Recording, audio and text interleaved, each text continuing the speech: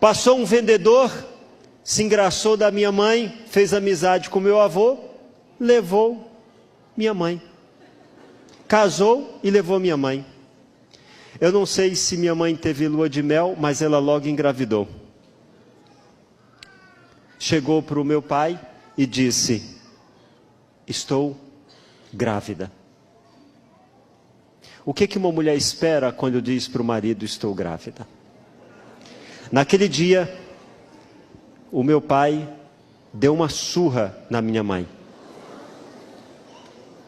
E ali começou um drama terrível. Ele chegou ao ponto de contratar uma pessoa para aplicar uma injeção para provocar um aborto. O enfermeiro, sem querer, bateu na mesa, a ampola caiu, ele ficou nervoso e saiu dizendo: Dona Salomé, isso aqui ia fazer muito mal, ia matar o seu filho, me perdoe, e foi embora.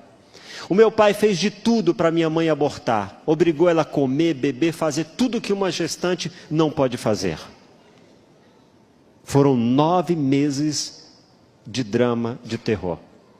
Finalmente, ela estava sentindo contrações e disse para ele: preciso ir para a maternidade. Sabe o que ele fez? Ela era proibida de abrir a porta e proibida de abrir a janela. Ele foi lá, passou a chave, voltou e começou de novo a agredi-la. Minha mãe ficou 2 dias sentindo contrações e não tinha ninguém que a levasse à maternidade. Finalmente a bolsa estourou.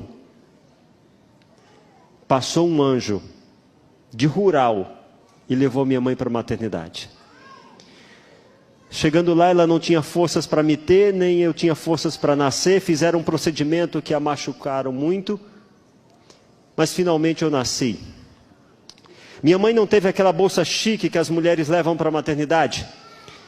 Naquela época vendia-se açúcar em sacos de pano. Ela cortou um saco de pano, fez 2 fraldinhas, colocou numa sacola do supermercado e foi para a maternidade. Quando ela voltou, ela me enchia de talco. Você lembra de talco? Me enchia de talco e sentava no batente, lá no Icó. E Icó está no Google. O sonho dela era que alguém passasse e dissesse: que bonito, ele nasceu.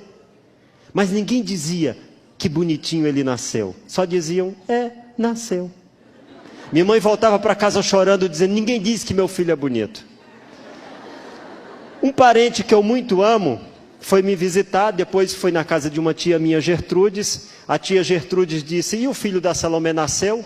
Ele disse: nasceu. E como é que ele é? Aí esse parente que eu muito amo falou assim: ele parece um sapo. Que isso, irmã? Sorrindo da minha desgraça. Vocês concordam que o sapo virou um príncipe?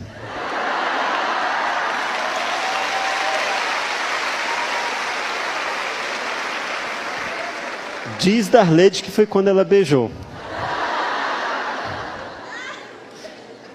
Isaías 41, versículo 10 diz: você é pequeno e fraquinho, mas não tenha medo, eu sou o seu Senhor e o seu Salvador, eu vou lhe proteger. No meu caso era pequeno, fraquinho e feinho. Mas quando eu descobri Isaías, irmã, Isaías 41, versículo 10 foi uma força para mim. Não foi fácil, e eu vou concluir, não foi fácil. Para vocês terem ideia, a minha primeira mamadeira foi um vidro de shampoo. Minha mãe não tinha aquela borrachinha de sugar. Descobriu que a vizinha estava amamentando um bezerro que estava desmamado. Uma cearense criativa fez parceria com a vizinha, pegou a borrachinha emprestado, acoplou no vidro de shampoo e dava leite para o Jotinha crescer e ficar forte.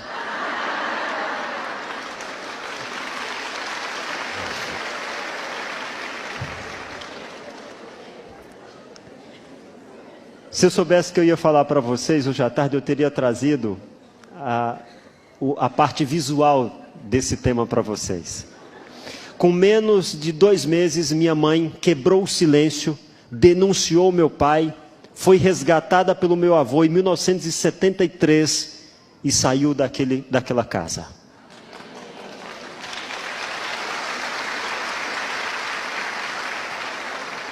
Em 1973, ela quebrou o silêncio.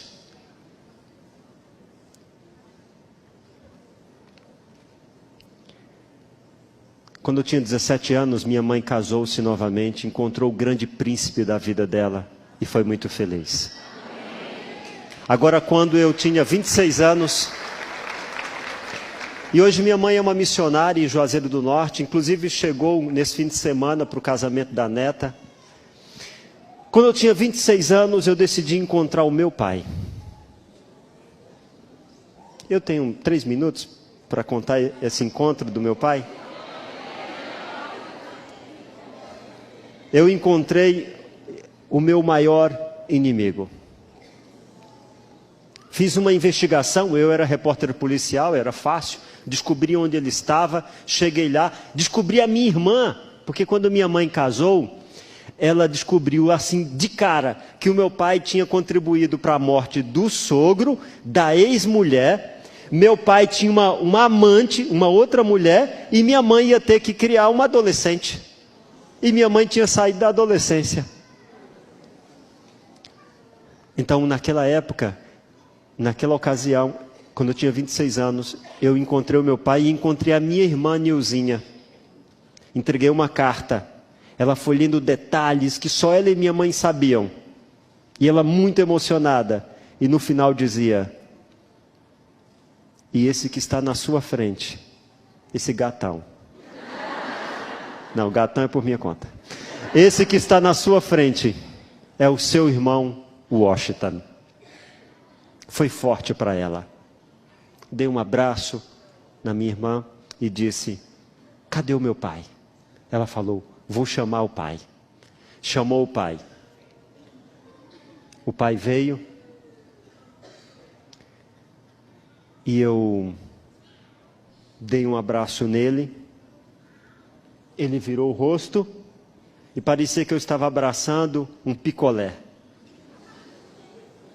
Um iceberg. Não disse uma palavra e saiu. Eu fiquei mais um pouco ali com a minha irmã.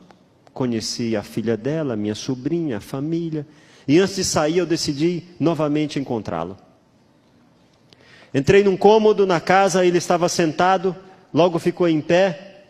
Eu estava armado, mirei no peito, disparei 1, 2, 3, 4 vezes e não errei uma só palavra.